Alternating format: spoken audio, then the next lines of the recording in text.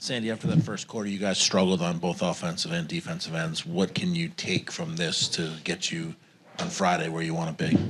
We're a way better team than what we showed today, so I was disappointing with that. I just thought, we turned the ball over and gave them easy things and easy baskets in transition, and just went away from what was working for us the first game. And but we know what we need to do, and now we're going back. It's just a elimination game, so.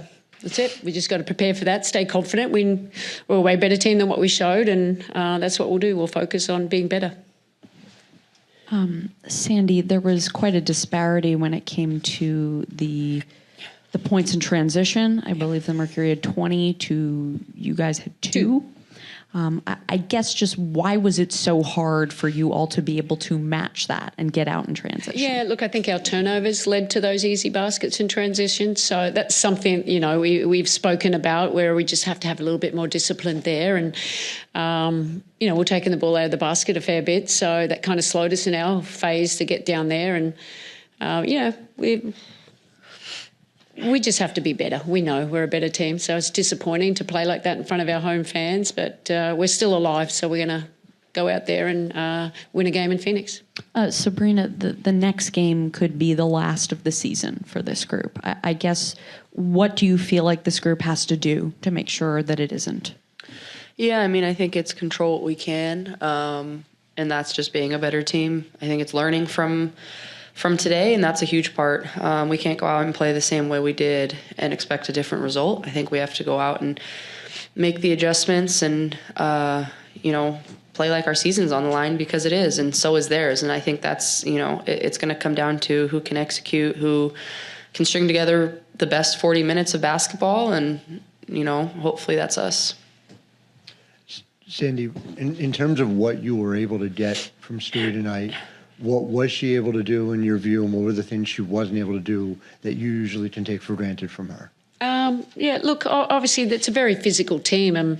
We got to the foul line 25s, but maybe we could get there a little bit more. I think they were really physical and rerouting us there. And, Stewie's tough. She did what she could there, but hopefully, we know she's going to be a little bit better. But, I suppose the physicality, that was hard for her. She's trying to get in there and the screening, but I think we all know Stewie's a champion and she's going to respond in the right way. And, it gives her a few more days to get it was good not to overplay her today. That helped. And Jonquel, for you, you have had no shortage of series where your teams have been able to bounce back. What for you is your message to the team, and what are you looking to do personally to put yourself in the right frame of mind for Friday? The message is that, we won game 1, and we've shown and proven that we can win on their home court. And so now that's just all it comes down to, is our season is on the line just as much as theirs. And we have to go into a hostile environment and be able to, come out and play Liberty basketball. And I don't think we did that tonight. Thank you. JJ back here. Hi.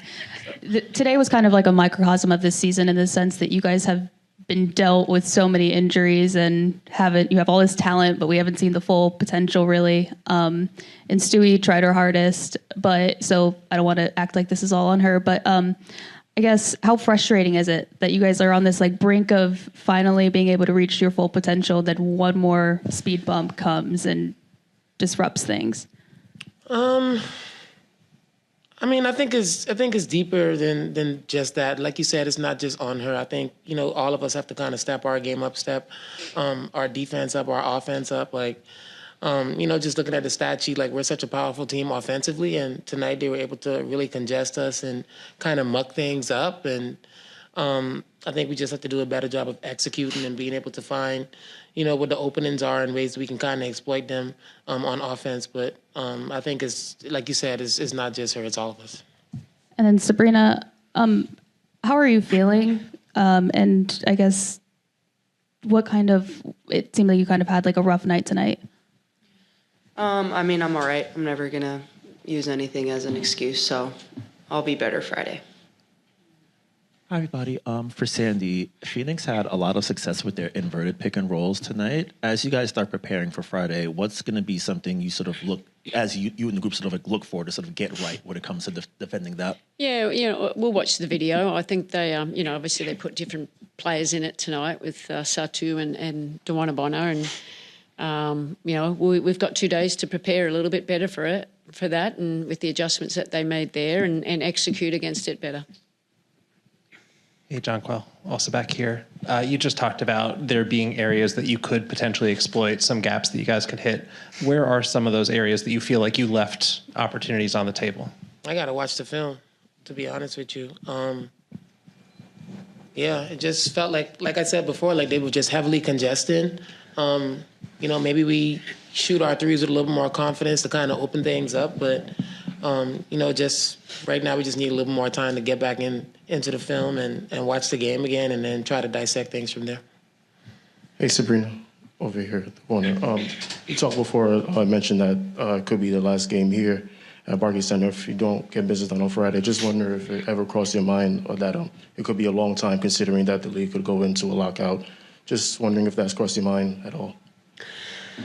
No, but I think we know the importance and significance of our fans and what we've built here, and I think we know that we got to play better next game, because this shouldn't be the end, and how we leave them. Us as a team, but especially our fan base who've supported us through a lot of highs and lows.